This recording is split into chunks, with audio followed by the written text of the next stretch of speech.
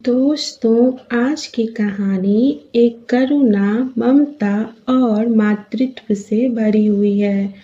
तो चलिए कहानी की शुरुआत करते हैं। बहुत समय पहले हिमालय की तलहटी में एक छोटा सा गांव था। उस गांव में एक धर्मपरायण स्त्री रहती थी। उस स्त्री का नाम सुमेधा था।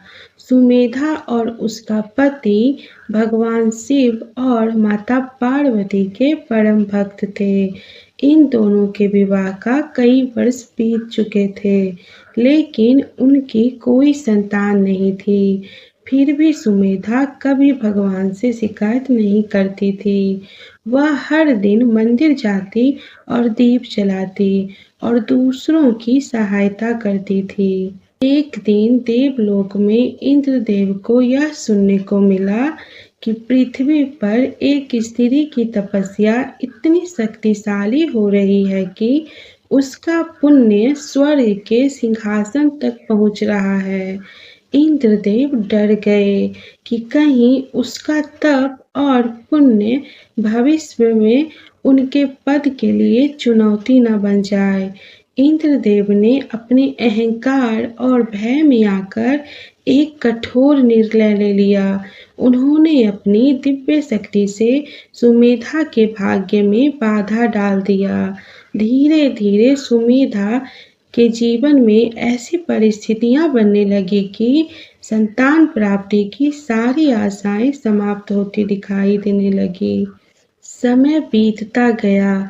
गांव की दूसरी महिला की गोद भरती रही, लेकिन सुमेधा की गोद सूनी रही। उसकी गोद नहीं भरी। गांव के लोग उसे ताने देने लगे और बोलने लगे, यह जरूर पिछले जन्म के पापों का फल है। इसके भाग्य में संतान नहीं है। ये बातें सुनकर सुमेधा का हृदय रो उठता था। रात को वह चुपचाप आंसू बहाती और भगवान शिव से पूछती, हे महादेव, यदि मुझसे कोई भूल हुई है तो मुझे दंड दीजिए, लेकिन मातृत्व का सुख मत छीनिए। एक दिन कैलाश पर्वत पर बैठी माता पार्वती ने सुमेधा के आंसू देख लिए। पार्वती माता का हृदय द्रवित हो गया। माता पार्वती ने ध्यान लगाया और सत्य जान लिया कि सुमेधा के कष्ट के पीछे इंद्रदेव का भय और अहंकार था। माता पार्वती ने शिव से कहा, स्वामी, एक निर्दोष स्त्री को बिना कारण इतना दुख दिया गया है। यह अन्याय समाप्त होना चाहिए। भगवान शिव मुस्कुराए और बोले, देवी पार्वती, आपका स्वभाव करुणामय है। जो आप उचित समझे वही करें। यह सुनकर माता पार्वती धरती पर चली गई। वो एक वृद्धा स्त्री का रूप धारण कर ली और वो सुमेधा के पास चली आई। उन्होंने सुमेधा को मंदिर में रोते हुए देखा और उसके पास जाकर पूछा, पुत्री, क्यों रो रही हो?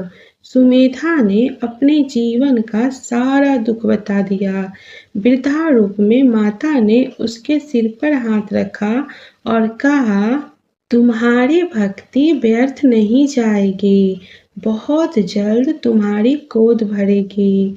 यह कहकर माता अदृश्य हो गई और यह सब देखकर सुमेधा भी चौंक गई और वो इधर उधर वृद्ध महिला को ढूंढने लगी, लेकिन सुमेधा को वो कहीं नहीं मिली। सुमेधा घर चली आई। कुछ ही समय बाद एक चमत्कार हुआ और सुमेधा गर्भवती हो गई। पूरे गांव के लोग आश्चर्यचकित हो गए। फिर 9 महीने बाद सुमेधा ने एक सुंदर और तेजस्वी पुत्र को जन्म दिया। उसकी सूनी गोद भर चुकी थी। जब सुमेधा का गोद भर गया तब माता पार्वती ने इंद्रदेव को कैलाश पर्वत पर बुलाया। इंद्रदेव कांपते हुए वहां पहुंचे। माता पार्वती ने गुस्साकर कहा, जिस पीड़ा का अनुभव सुमेधा ने बरसों तक किया, उसका स्मरण तुम्हें भी होना चाहिए। और यह कहकर माता पार्वती ने इंद्रदेव को श्राप दे दी और बोली, जब तक तुम सच्चे मन से अपने अपराध का प्रायश्चित नहीं करोगे, तब तक तुम्हारा मन कभी शांति नहीं पाएगा।